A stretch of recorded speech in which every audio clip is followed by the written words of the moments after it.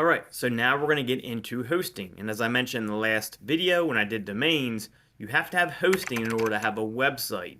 With just a domain name, there's nowhere to put your website. Hosting is where you actually put your website. So we're going to find a hosting company, and I'm going to recommend to you a few hosting companies that I use myself, and that way that will give you the best path to your hosting company. I'll also sign up with one of these companies so we can get our website going.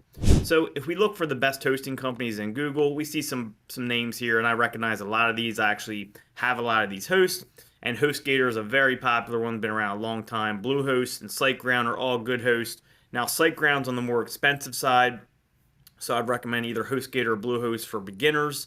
And then all these other ones are actually pretty good as well. Ionos, don't know if I had them. GoDaddy's a little confusing to use for some people. And then if you're going to pay like premium, like a SiteGround type payment, you want to use WPX.net. Now, I have links to all this stuff in the description of the video, but WPX is actually where I host all my really important sites. So if I have a big site that's more important and it's a long-term site, it goes on WPX. They have fantastic uptime. They have awesome customer support. I don't know if I've ever not been answered within a half hour for their support, and they can do anything. So WPX is definitely one of my favorites. They're a little pricier, but once you get to a level where you're starting to make money and you have important sites, you want to start looking at WPX. Now, what I'm going to recommend in this video is that we just use HostGator to start. So if you're a beginner and you're starting and you've never really hosted a website before, or you've hosted very little, I would just use HostGator. They've been around forever. They're a pretty good company, and they're going to do what we need done. So if we go to HostGator.com, or you can check out the link in the description if you just want to click a link to get there, then what we're going to see is HostGator's website here. Remember, their domain name is HostGator.com. You can find their website at HostGator.com where it shows up because it's hosted, and that's what we're getting right now for our website.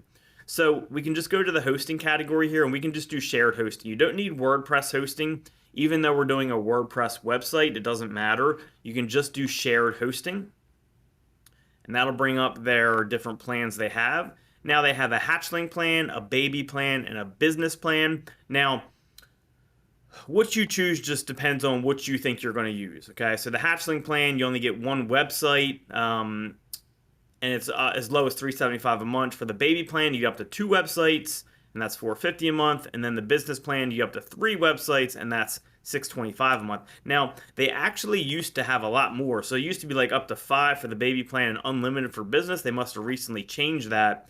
So if you think you're going to host multiple websites, maybe you want to choose somewhere else, but typically just starting out, this should be totally fine. And actually, I can just go with a hatchling plan because I'm only going to do one website for this project. So I'm going to go ahead and buy now. And then we're going to connect the domain that we had that we're going to be using for this project. So I'm going to say I already own this domain, even though we can get a free domain registration. And I'm going to type in my domain name, LandenbergSEOguy.com. All right, so my plan is going to be a hatchling. Remember, the lowest price is only gotten if you get 36 months at a time. We're not going to do that. I'll just probably do 12 months here. I don't need any of that stuff, so we'll just do 12 months.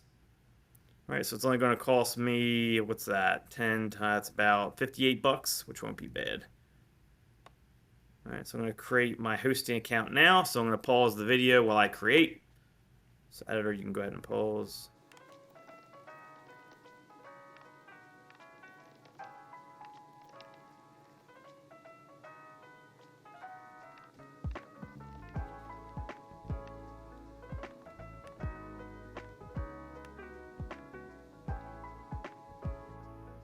Alright, so I filled out all my information above, which I'll have hidden, of course. And there's all types of options here. So you can do an SSL certificate where you can keep your visitors safe and build confidence in your website. You don't necessarily need that. You can kind of build them for free if you really want them.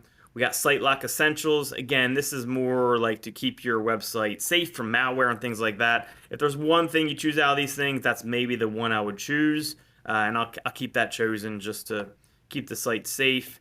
And then you don't need any of this stuff, although having a backup can help. You don't need professional email. I'll show you everything with how to work emails and all that.